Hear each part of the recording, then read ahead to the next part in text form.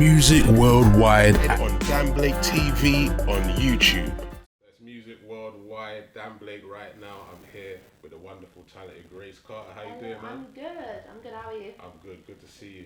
Good to see you as always. Let's get straight into the new single, man. You know, it don't hurt like it used to. I love the production style on it. Cool. I feel like it's got quite a Kanye kind of feel, man. Thank you. That's like, you know, 808s and Heartbreak is like an album that I listen to constantly, and his music sonically has inspired me a lot. Which people probably wouldn't expect, just because the songs are quite like emotional piano songs, but I just think his sonics and like the production on his songs is so amazing. And it's got that kind of stadium vibe, especially the drum patterns, you know, that cinematic experience. So exactly. I see you're very conscious of that when you're making the production. Yeah, for sure. I like things to sound pretty epic and big, and hopefully that song does that. That's just. And what would you say, for instance, like, you know, films? We're talking films and scores and stuff. Yeah. I feel your songs, you know, definitely could be in that kind of arena. That's like, I would love that. I think when I was saying earlier on, but I found a lot of songs through like seeing a scene with a song that matches so well, or like I don't know, like the credit song of like a movie or whatever like that. It's just like, I don't know, films and a visual with a song that works together is like the most powerful thing, and that's kind of where I want a lot of my music to sit. And like, what film could you imagine like your song in? What would it be like? You know? Dun, dun, dun. I don't know, like a Bond film would be pretty sick. Okay. I'm just gonna throw it out there one day. No, just like an epic, like dramatic film. I don't know it specific. But yeah. Yeah, that definitely suits you, man, 100%.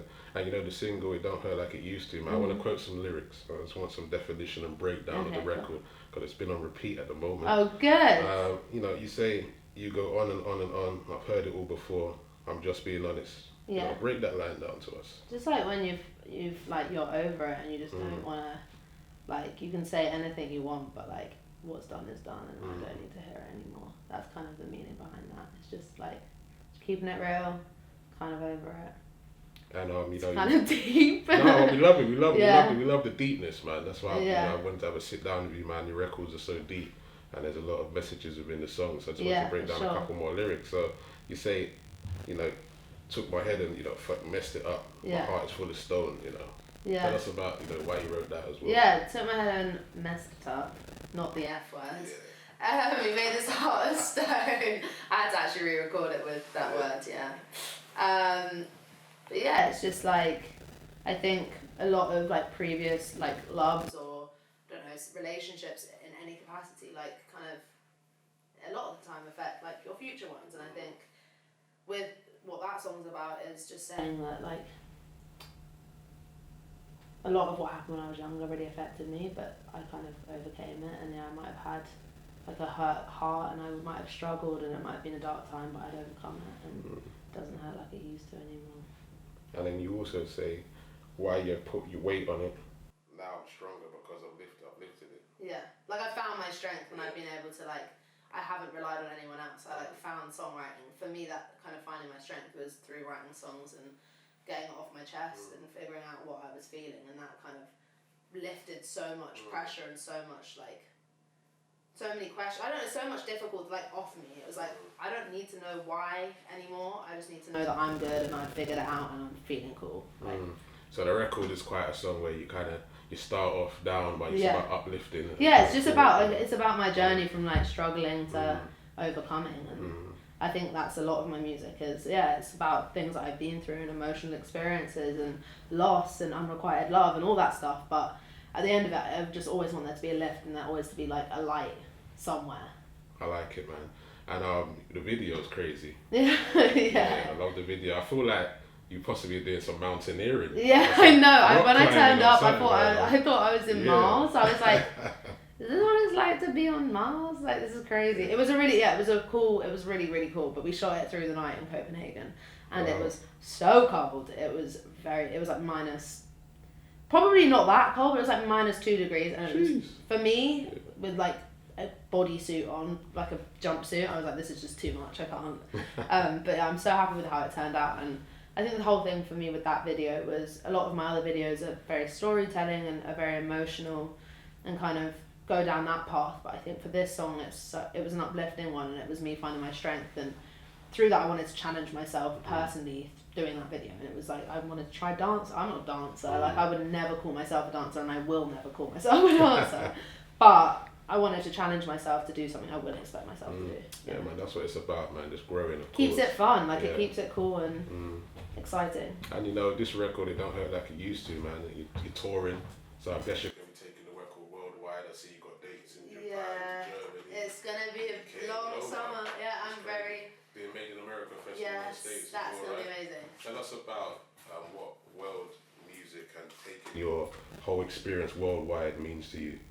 It means so much to me because it's something that I would have never thought I'd do. It's like the fact that even when I'm online and I go on a video of mine and I see like a comment from Peru or like some places that I've never been to before that I would never like necessarily think I'd go to, that are just connecting to my music because they found it on Spotify or they found it on like whatever, like wherever.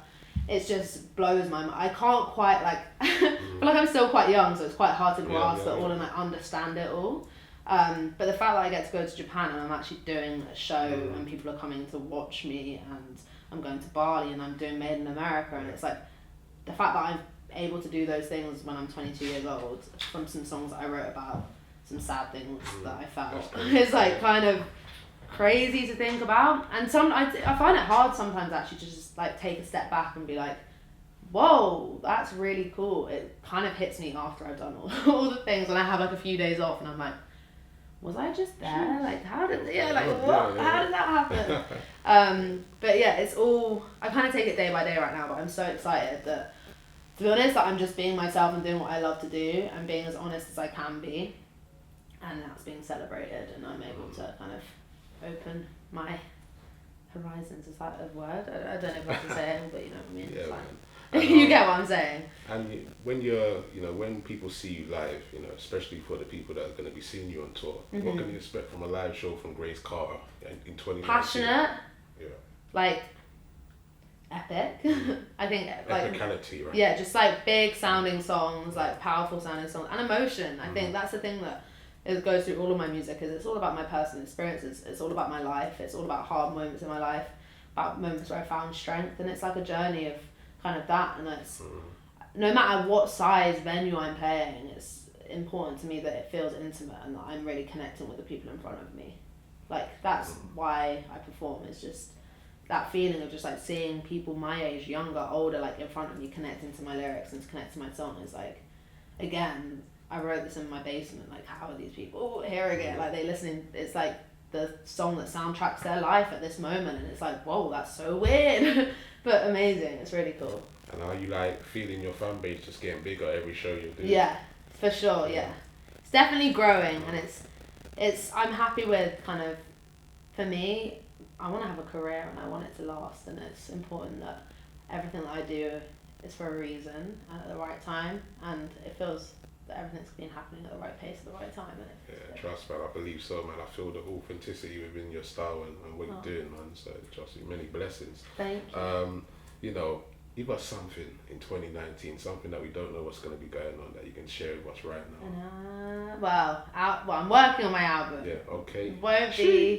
Won't necessarily be out this side of the Christmas, but I'm working on my album, which I'm very excited about. It's like a lot of it I wrote between 16 and 20, and it's a lot about my childhood and a lot about the relationships I had and the ones I didn't have, and the way that I felt and identity and going through all of that stuff. So yeah, the album for me is like the most exciting thing right now. I'm touring and I'm doing festivals, but like without the songs, I wouldn't be able to do that. So of course.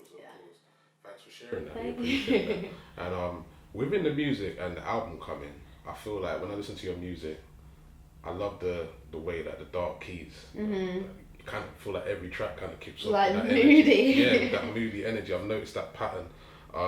Is that becoming like a trademark, you'd say, for your sound? Or is that something you respect on the album as well? Yeah, for sure. I think the piano for me is the most emotive instrument. Like when I either sit down at a piano and play some chords and play some things that I'm feeling, or if someone I'm close to sits at the piano, it just like, it resonates with me. I can just sing a melody. Like as soon as someone plays a piano, I'll be like, okay, cool. This is what I want to sing. This is what I hear. Whereas like other instruments, it kind of takes a bit longer for me. But yeah, dark, just like, I like to create a mood. Like I think my songs are so emotional and so they tell so much of a story and they're there to connect to people. It's like it's important that the sonics of the song carry that mood also and kind of like allow people to find the emotion in it. Yes. And I need to know what your heritage is. What is your heritage? I'm half Jamaican and half English. Okay. I only grew up with the white side of my family, which is like a whole other thing, which I definitely want to like go into more in my songwriting at some point, which is identity and kind of understanding myself and finding out more about myself and where I come from and like I've never been to Jamaica, so. Oh right, and I'm half Jamaican too. Are you? So, yeah. Whereabouts are you from? I'm St. Catherine's, Watermount, so I think it's near Kingston. Okay, so I think I'm from St. Anne. Yeah, okay, yeah, St. Anne's, yeah. Yeah, I've never been, so that's like definitely something that I want to bring into my music also. You think you're going to go one day soon? Definitely. There's a studio out there that I want to go and like take a little holiday and go and record out there. Make sure you visit the Bob Marley Museum. I will. My mum is like the biggest Bob Marley fan, so yeah, she is. Met Damien Marley the other day. Did you? Wait, was that in where was that in Bristol? Ends Festival. Oh, Ends Festival. Man. Because did he do another thing as well? Yeah, he's on tours. He's been on the road. So how was that festival? It was lit, man. It's real good. Oh, sick. Yeah. Got to take a little pic with Damien. You know, did you? Damien. Yeah. Legendary stuff. Man. They got the whole Marley family. Respect, man. And we do a thing on my show. We call it the language check. Okay. So just give us some kind of slang or terminology that you use that we wouldn't know that you could share with all the world right now. That I use. Yeah, it could be like back in Brighton. It could be anywhere. Like any slang that you kind of use with your friends. I don't even know. Or like a word or terminology or something. It must be one. There must be one, but I'm struggling. What's yours then? Mine is like I would say it's a wavy flow. It's a wavy flow. Yeah, I say wavy. I might start saying that to my friends. Yeah, it's a wavy flow. So what you're doing right now, that's a wavy flow. That's a wavy flow. I need to be more like that. Wavy a wavy flow. Okay. Yeah. I need to be more like that, but I don't have anything. Okay. You know, I'll go home. I'll be in the car going home after this, and I'll be like, why didn't I say that? So you got to think of one for all the Grace fans. Next time I see you, I'll have my catchphrase, and I'll be like, this is it. Yeah. Like it or don't like it. There we go. This is me. There we go. The language is perfect, man. Perfect. And I want to know that you got the big record. Why Her Not Me, man? I really was feeling that record, man. Tell us about that first line. I've got my thing. Yeah. When my friends annoy me, I tell them to shut up.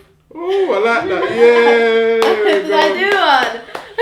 So, shut up. Yeah. I love that. All right. It's like a nicer way of telling them to shut up. Yeah, I appreciate but it's that. It's got a flow to it. And just getting down to the last couple of questions, man. Yeah. I just want to know, like, you see, you got a deep vocal style, like your tone. Yeah. It's very deep. Like, tell us, how do you keep the voice all crisp and stuff? How do you keep it nice and relaxed, ready when you're ready to perform? I warm up. Yeah. Like I'm literally, I never used to warm up, and I always used to lose my voice, and now I'm like so OCD about it. It's like my 10 minutes before I go on stage to just make sure that I'm not going to lose my voice. But I'm probably not that great. I need to be better. I need to sleep more. I need to drink more water, and I need to not talk as much. But I like talking a lot, so. I got one last question for you, man, because it's one of my favorite records of yours. Why Her Not Me? Mm-hmm. There's a line where you say, "I feel your ghost, man." Mm-hmm. That line was real, when I first heard that line, I was like, raw. Like that's when I first was like, woo, woo. Yeah, dark. Like just the energy of that line, though. Just lines draw me in. So break down that line for me, man. I feel your ghost. It's just like, I think that whole verse. Is about the fact that the person it's about isn't in my life and has never really been in my life, but they've always been there. Like they've always had an effect over the things that I think and the way that I make my decisions and the way that I choose to live my life, but they've never actually been there, and it's but they're constantly present.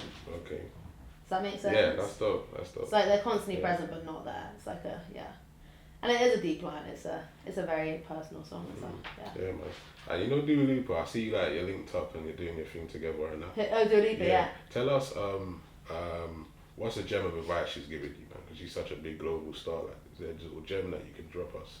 I think just have fun. Have fun, okay. Yeah, I think when I toured with her, it was at the beginning of performing and all of that. Yeah. And I think obviously we're all people and we all go through roller coasters of emotions, but she always held it down and did her performance the way that she wanted to do it, and I definitely took that from her. Well, that's great, man. Grace Carter, really a pleasure, man. Thank you so much. Thank you. Worldwide, Dan Blake, Grace Carter. Thank you. Music Worldwide with Dan Blake.